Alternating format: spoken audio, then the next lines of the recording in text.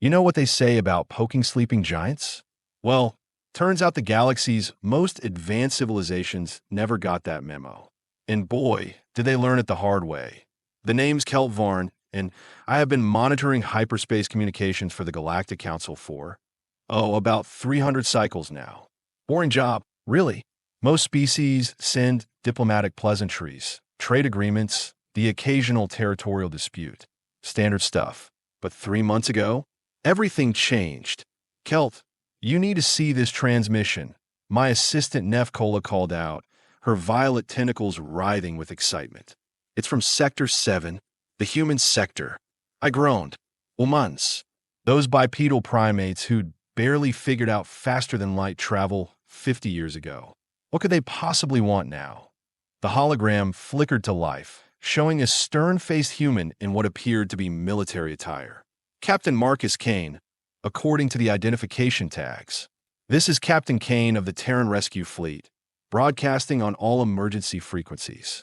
We have civilian transport ships under attack in the Kepler 442 system. Repeat, civilian transports carrying refugees from the Proxima Colony disaster are under hostile fire. We are requesting immediate assistance from any council vessels in the area. I leaned back in my chair, 6 eyes blinking in sequence. Well, that's unfortunate. File it under humanitarian aid requests. And, sir, there's more, Nefkola interrupted. The attackers, they are Vextalone ships. Now that got my attention. The Vextalone Syndicate. Slavers, pirates, and general scum of the galaxy. They've been raiding outer rim colonies for decades, but they usually avoided council-protected zones. The transmission continued. This is Captain Kane. We have 17 civilian ships with over 40,000 refugees aboard. The Vextalone forces are demanding surrender for processing. We will not comply. Terran Defense Fleet vessels are moving to intercept, but we need backup. I should mention something about humans at this point. Most species in the galaxy view them as, well, cute, endearing little creatures who stumbled into space travel through sheer luck and determination.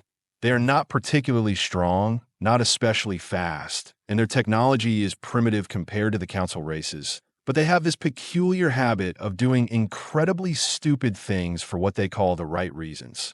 20 minutes later, another transmission came through. This one from Commander Thexgoran of the Vextalone raiding fleet.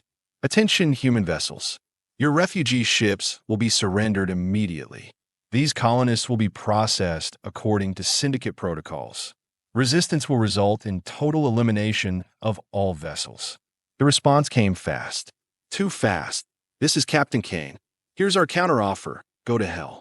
I actually laughed at that. The audacity was impressive, even if it was suicidal.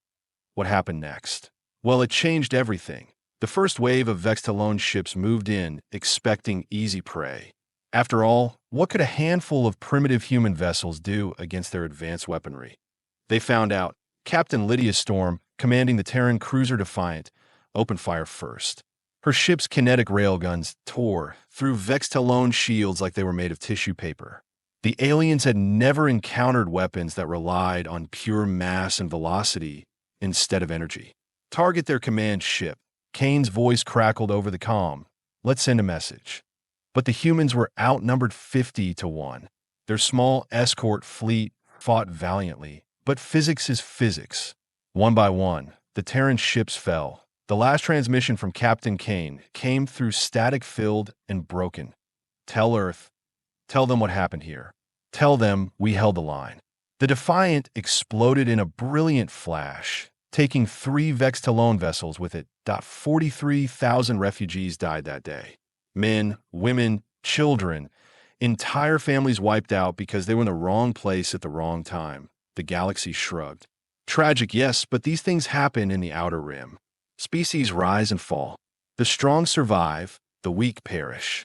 Natural order of things. But someone forgot to tell the humans about natural order point 3 days after the massacre. Every human ship in Council space began moving. Not scattered, random movement either. Coordinated, purposeful, like a swarm responding to a threat. Admiral Rebecca Frost, commander of Earth's Deep Space Defense Command, sent out a single message on all frequencies. The Terran Confederation hereby declares the Vextalone Syndicate to be enemies of humanity. Any syndicate vessel, base, or personnel found within our operational sphere will be eliminated with extreme prejudice. This is not a negotiation. This is a statement of fact. The Council laughed. What could one primitive species do against the Syndicate's 1,000-ship fleet? The answer came 2 weeks later. Lieutenant Jake Morrison of the Terra Marine Corps found himself floating in space, watching his boarding pod approach a Vextalone supply station. His squad of 12 Marines looked calm, professional. They'd done this dance before. Remember, people, Morrison's voice was steady over the comm. These are the same ones who murdered 43,000 civilians. No prisoners unless they surrender. No mercy for those who showed none. The pod breached the station's hull with a thunderous crack. Morrison was first through the breach, his pulse rifle spitting death at anything that moved. The Vextalone defenders were brutal fighters, known for their savagery. But they'd never faced humans who'd stop pretending to be civilized. Morrison's squad moved through the station like avenging spirits. Room by room, corridor by corridor, they cleared the structure with methodical efficiency. When they found the slave pens holding capture colonists from a dozen species, Morrison's jaw clenched. "Command, this is Alpha Squad. Station secured. Requesting medical teams for approximately 200 rescued civilians." But the space station was just the beginning. Zex, 9, a Vextalone enforcer, was enjoying his shore leave on Nexus Prime when the humans arrived. He participated in the Kepler 442 raid, personally overseeing the execution of human children who tried to hide in the cargo holds. He was laughing about it with his squad when the bar's lights went out. When emergency power kicked in 30 seconds later, Zex, 9, was alone. His 3 companions had simply vanished. A human stepped out of the shadows.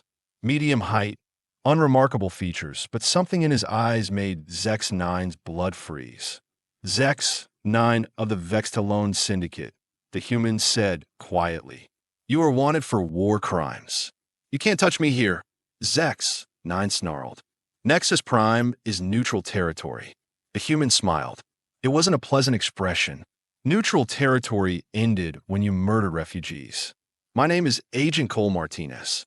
I represent a new branch of human intelligence. We call ourselves the Reaper Protocol." Zex 9 reached for his weapon. His hand exploded in a spray of blue blood before he could draw. "The Terran Confederation has compiled a list," Martinez continued conversationally. 37,000 names of Vextalone personnel who participated in raids against human colonies. You are number 4,612. The Council will do nothing. They have already written you off as acceptable losses. Martinez's smile widened. "See, we have learned something about galactic politics. Everyone talks about civilization and law, but when push comes to shove, might makes right." Zex 9 tried to run. He made it exactly 7 steps before Martinez's second shot dropped him. "Number 4,612. Martinez spoke into his comm device. "Confirmed, eliminated." Moving to the next target. The systematic hunting of Vextalone personnel continued for months. They couldn't hide on Council worlds, couldn't find sanctuary in neutral space. The humans had decided that the concept of safe harbor no longer applied to war criminals. Captain Rex Valdez, a smuggler who'd been forced to work with both sides, watched the war unfold from his ship's bridge. He'd seen conflicts before, but this was different. "It's not about territory or resources," he told his crew as they watched a human fleet methodically destroy a Vextalone outpost. "The humans aren't trying to conquer anything. They are just eliminating problems." His co-pilot, a 4-eyed Zenthari named Quickstep, shivered. "I heard they took apart a Syndicate command ship piece by piece. Kept the crew alive while they did it. Psychological warfare," Valdez nodded. "Humans don't just want to win. They want to make sure this never happens again." The turning point came when the humans found the Vextalone breeding facilities. Industrial-scale operations where captured species were forced to reproduce, their offspring sold as slave labor throughout the galaxy. The rescue operation was led by Colonel Sarah Mitchell, a woman whose own sister had died in the Kepler 442 massacre. When her forces breached the facility and found thousands of children in cages, something broke inside the human military command. Command, this is Ground Team Alpha. Mitchell's voice was barely controlled rage. We have found the breeding facilities. Requesting permission to implement Protocol Omega. There was a long pause before Admiral Frost's voice came through. Permission granted, Colonel. Make them pay. Protocol Omega, it turned out, was the complete sterilization of Vextalone space. Not just military targets, but infrastructure, supply lines, communication networks. Everything that allowed the syndicate to function. The Vextalone leadership finally understood what they were facing when human strike teams began hitting their homeworld. These weren't random attacks, but surgical strikes against the syndicate's ruling class. Grand Admiral Thex Moran, Supreme Commander of the Vextalone forces, watched from his fortified palace as human ships filled the sky above his capital city. "This is impossible," he growled to his aide. "They're just humans, primitive mammals." His aide, a nervous Vextalone junior officer named Kex Beta, checked his tactical display. "Sir, our fleet strength is down to 12%. They have destroyed our shipyards, our supply bases, our recruitment centers. How many human ships have we destroyed in return?" Kex Beta swallowed hard. 17, sir. 17. Out of the thousands of human vessels that had swarmed into syndicate space like an angry hive of metallic wasps. The final message came from Admiral Frost herself, broadcast on all Vextalone frequencies. "Attention, Vextalone Syndicate. You have 72 hours to surrender unconditionally and turn over all war criminals for trial. Failure to comply will result in the complete eradication of your species. This is your only warning." Thex Moran's response was defiant. "Humans may have won battles, but they cannot eliminate an entire species. We will rebuild. We will return." Admiral Frost's reply came 12 hours later. Okay. The next morning, every Vextalone world woke up to find human ships in orbit. Not invasion fleets, but construction vessels. They were building something, space elevators. Hundreds of them, connecting the planet's surface to massive orbital platforms. What were they doing? Thex Moran demanded. The answer came when the elevators activated. They weren't lifting materials up, they were lowering something down. Atmosphere processors. Machines that could terraform a planet in months instead of centuries. But the humans weren't making the Vextalone worlds more habitable. They were making them uninhabitable. The first world to be processed was Vex Prime, the Syndicate's capital. In 6 hours, the atmosphere processors had altered the air composition to be toxic to Vextalone physiology while remaining perfectly breathable for most other species. The message was clear: surrender or watch your species slowly suffocate on their own worlds. 3 days before the deadline, a small shuttle approached the human flagship. It carried Grand Admiral Thex Moran and his surviving command staff. Admiral Frost met them in the docking bay, flanked by 2 companies of Terran Marines.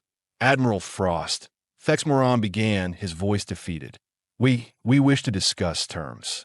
Frost studied the alien commander with cold eyes. "There are no terms. You surrender unconditionally, or you die. Those are your options.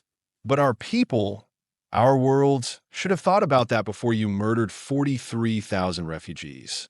Frost's voice was ice. "Your species had centuries to learn civilization. You chose to be predators instead. Now you face the consequences." The formal surrender ceremony took place 3 days later. The once mighty Vextalone Syndicate, which had terrorized the galaxy for generations, officially ceased to exist. But the humans weren't finished. The trials began immediately. Every Vextalone individual who had participated in raids against civilian targets was brought before human military courts. The proceedings were broadcast across the galaxy. The verdicts were swift and final. I watched the coverage from my monitoring station. Nevkola looked up from her console. "Sir, the Council is demanding that Earth cease all military operations and submit to galactic arbitration." I laughed. Actually laughed out loud. And what did the humans say to that? Admiral Frost's exact words were, "The Terran Confederation recognizes no authority higher than the protection of innocent life." Any species that threatens human civilians or our allies will face the same fate as the Vextallone Syndicate. The galaxy got very quiet after that.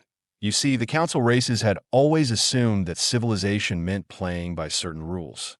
Limited warfare, acceptable losses, negotiated settlements.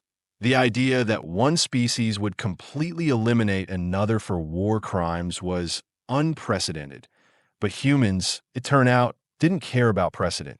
They cared about justice. 6 months later, the Reaper Protocol agents were still hunting down former Syndicate personnel across the galaxy. No statute of limitations, no mercy for the repentant, no sanctuary for the guilty. Agent Martinez found the former Syndicate scientist responsible for the breeding facilities hiding on a mining station in the Outer Rim. The alien begged for mercy, claimed he was just following orders. Martinez's response was recorded and broadcast to every species in known space. Following orders is not a defense. Being sorry is not absolution. You participated in genocide, and genocide demands payment in full. The shot that followed echoed across the galaxy. What terrified the other species wasn't the efficiency of human warfare or the ruthlessness of their justice. It was the realization that humans weren't trying to conquer anyone. They were simply establishing a new rule. Touch human civilians, and your species dies. Not your government. Not your military. Your entire species. The Galactic Council called for emergency sessions, demanding that Earth be censured for crimes against galactic law. Admiral Frost's response was delivered in person to the council chambers. Galactic law failed 43,000 innocent people. They died screaming while your ships stayed safely in port, unwilling to risk themselves for mere refugees. You want to talk about law? Here's humanity's law. We protect our own. We avenge our dead. And we make sure it never happens again. She paused, looking around the chamber at representatives from dozens of species. The Vextallone Syndicate is extinct. Their ships are scrap metal. Their worlds are uninhabitable to their kind. Their survivors are serving life sentences in human prisons.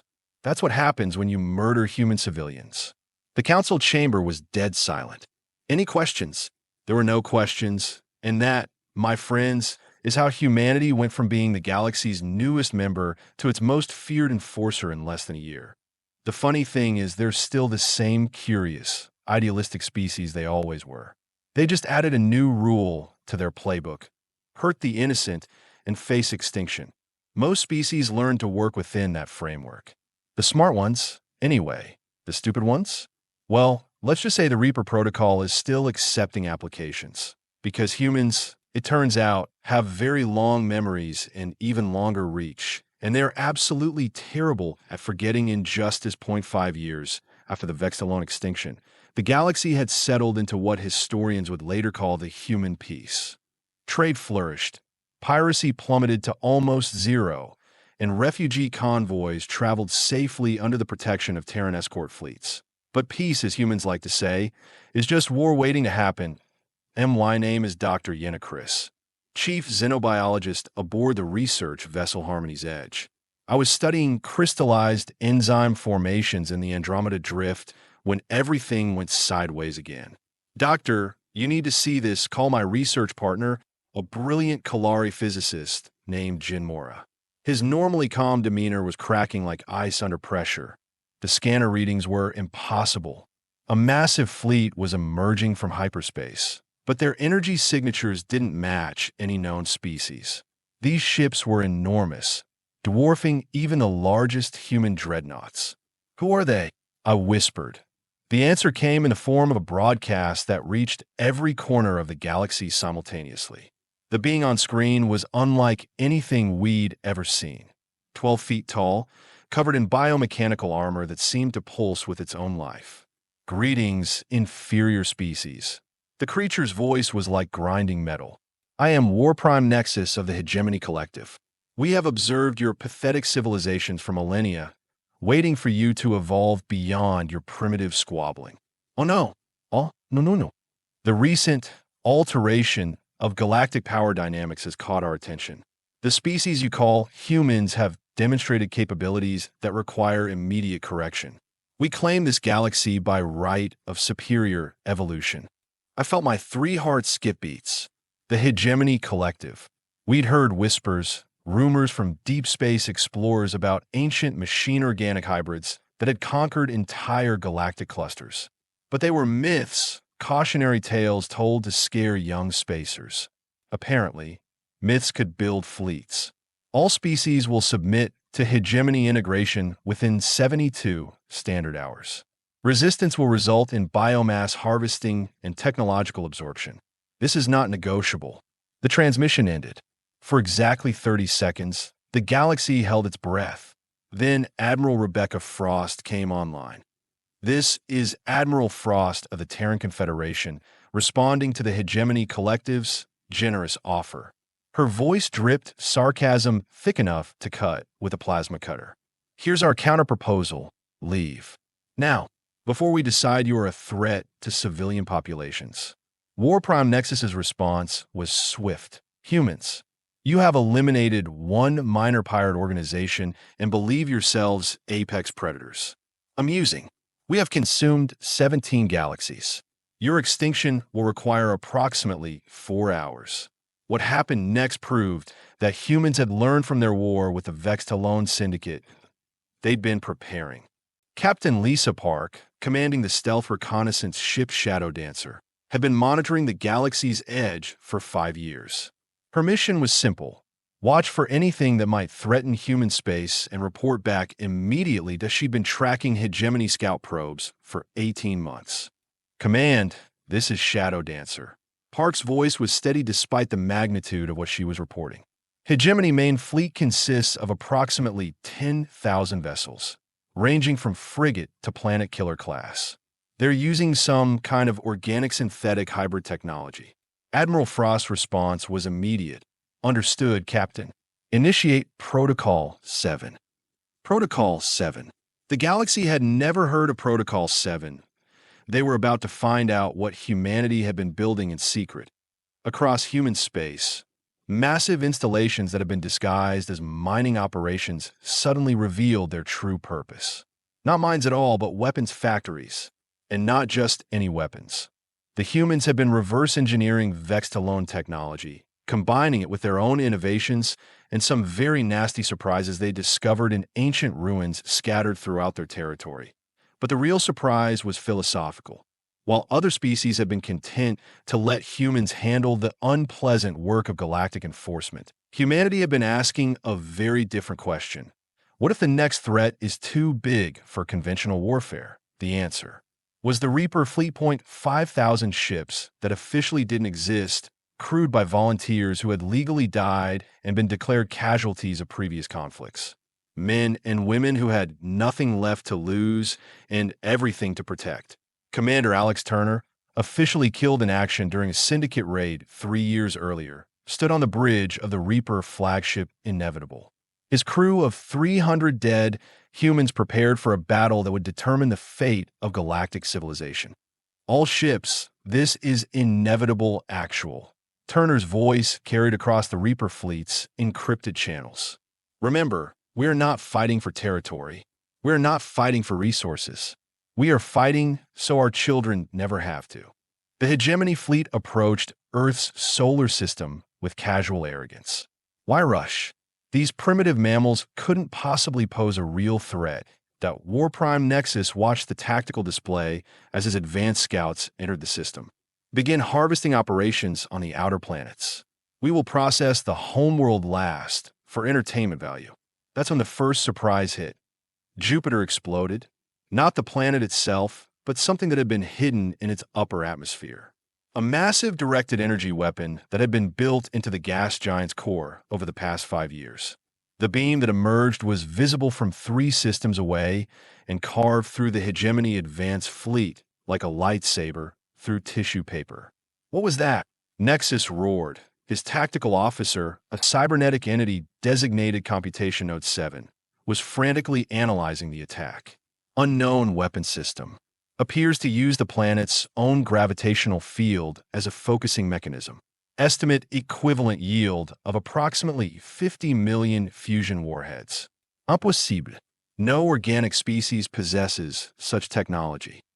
That's when the second surprise revealed itself. The asteroid belt between Mars and Jupiter wasn't an asteroid belt at all. It was a minefield. Thousands of automated weapons platforms that had been disguised as space rock for the better part of a decade. The hegemony fleet found itself caught in a crossfire that would have made the Vex-Talon massacre look like a peaceful negotiation. But humans, as the galaxy was learning, always had one more surprise. The Reaper fleet materialized out of hyperspace behind the hegemony formation. Not alongside, not in front, but behind, where their massive ships were most vulnerable. All Reaper units, weapons free, Commander Turner's voice was ice-cold determination. Show them what happens when you threaten Earth. The battle that followed lasted 18 hours and redefined the concept of space warfare. Hegemony ships that had conquered galaxies found themselves outmaneuvered by human vessels that shouldn't have been able to match their speed or firepower. The secret was simple. Humans had stopped trying to fight fair. Every Reaper ship was equipped with quantum entanglement communicators, allowing instantaneous coordination across the entire fleet. Every weapon system had been designed with one goal: kill things bigger and nastier than yourself. And every human crew member was fighting with the desperate fury of a parent protecting their children to doctor. Marcus Webb, a former civilian scientist whose family had died in the original Vex-Talon attack, commanded the research vessel turned warship Vindication. His ship's experimental weapons had never been tested in combat. They worked perfectly. "Target the big one," Webb ordered, watching as his ship's gravity manipulators reached out across space to grab a hegemony dreadnought. "Let's see how their hulls handle being turned inside out." The enemy ship collapsed in on itself like a crumpled piece of paper. But the hegemony wasn't going down easily. War Prime Nexus had spent centuries perfecting the art of galactic conquest, and humans were just another obstacle to overcome. "Deploy the integration swarms," he commanded. "If we cannot destroy them conventionally, we will absorb their technology and use it against them." Millions of microscopic drones erupted from hegemony vessels, designed to infiltrate enemy ships and convert their technology for collective use. The drones reached the human fleet and bounced off.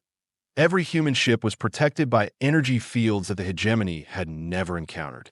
Not shields exactly, but something that seemed to exist in multiple dimensions simultaneously. The humans had been busy studying more than just Vex-Talon technology.